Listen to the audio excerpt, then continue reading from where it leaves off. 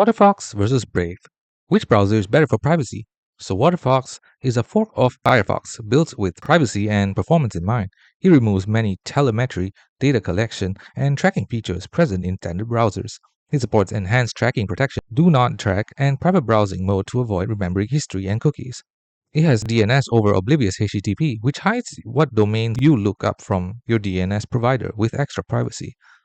Now for its pros, it has very minimal data collection. Telemetry is disabled. Strong control over history, cookies, and what gets stored or cleared. Private browsing or never remember history settings give you good privacy. However, it doesn't provide anonymity versus your ISP or the websites themselves. You still need VPNs and Tor for stronger protection. As a small project, updates and patching may lag behind major browsers. These may be more risk for compatibility or security delays.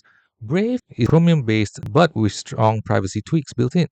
It blocks trackers, cross-site cookies, fingerprinting, and more via its shield systems. It includes client-side encrypted sync, removal of privacy-invading features like Google's tracking APIs, loading real page versions instead of AMP, filtering of tracking query parameters, and more. Some of its pros include strong privacy by default.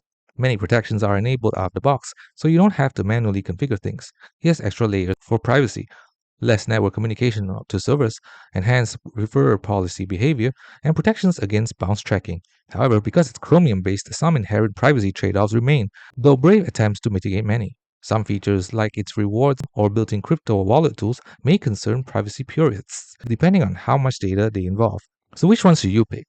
Pick Waterfox if you want more control, fewer background features, minimal telemetry, and you're willing to tweak settings. It's more quiet in what it does, which appeals to privacy concerns.